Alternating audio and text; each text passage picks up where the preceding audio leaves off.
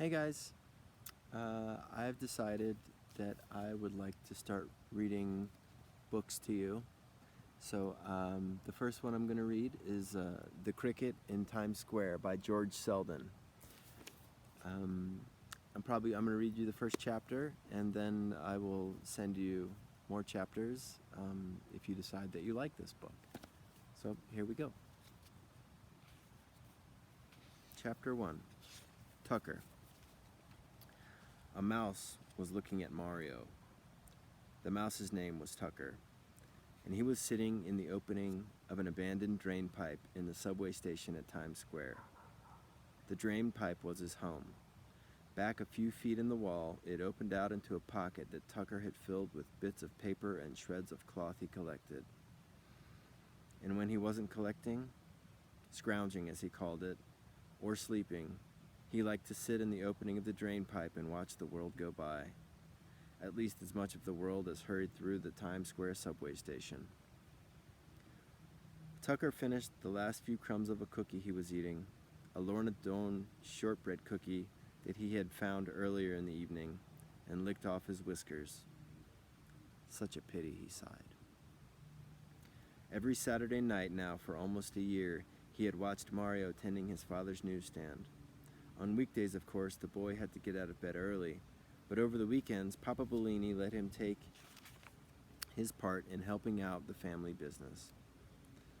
Far into the night, Mario waited. Papa hoped that by staying as open as late as possible, his newsstand might get some of the business that would have otherwise gone to the larger stands. But there wasn't much business tonight. The poor kid might as well go home, murmured Tucker Mouse to himself. He looked around the station. The bustle of the day had long since subsided, and even the nighttime crowds returning from the theater and movies had vanished. Now and then a person would come down one of the many stairs that led from the street and dart through the station, but at this hour everyone was in a hurry to get to bed. On the lower level the trains were running much less often. There would be a long stretch of silence, then the mounting roar as a string of cars approached Times Square. Then a pause while it let off old passengers and took on new ones. And finally, the rush of sound as it disappeared up the dark tunnel. And the hush fell again. There was an emptiness in the air. The whole station seemed to be waiting for the crowds of people it needed. Tucker Mouse looked back at Mario. He was sitting on a three-legged stool behind the counter of a newsstand. In front of him, all the magazines and newspapers were displayed as neatly as he knew how to make them. Papa Bellini had made the newsstand himself many years ago. The space inside was big enough for Mario, but Mama and Papa were cramped when they each took their turn. A shelf ran along one side, and on it were a little second-hand radio, a box of Kleenex for Mama's hay fever, a box of kitchen matches for lighting Papa's pipe, a cash register for money, which there wasn't much of, and an alarm clock for no good reason at all. The cash register had one drawer, which was always open. It had gotten stuck once with all the money the Bellinis had in the world inside it, so Papa decided it would be safer never to shut it again. When the stand was closed for the night, the money that was left there to start the new day was perfectly safe because Papa had also made a big wooden cover with a lock that fitted over the whole thing. Mario had been listening to the radio. He switched it off. Way down the tracks he could see one of the lights of the shuttle train coming toward him. On the level of the station where the newsstand was, the only tracks were the ones on which the shuttle ran.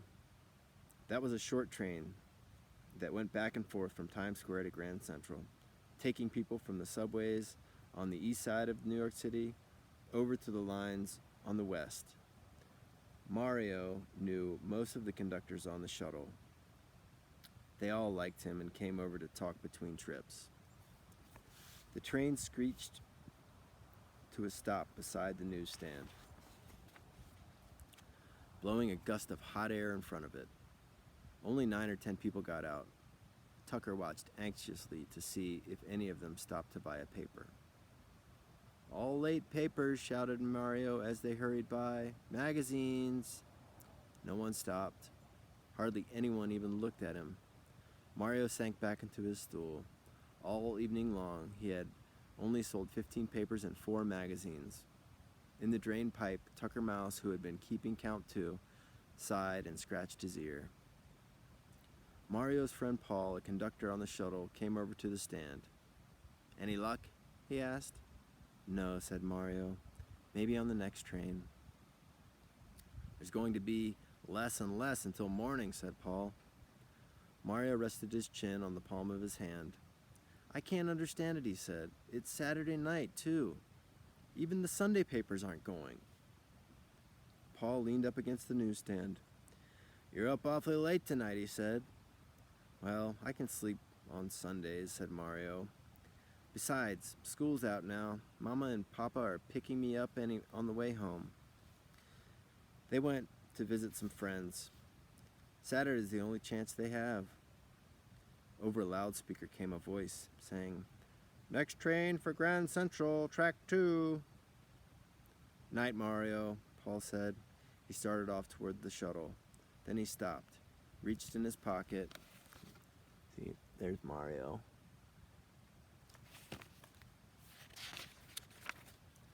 And flipped a $50 over the counter.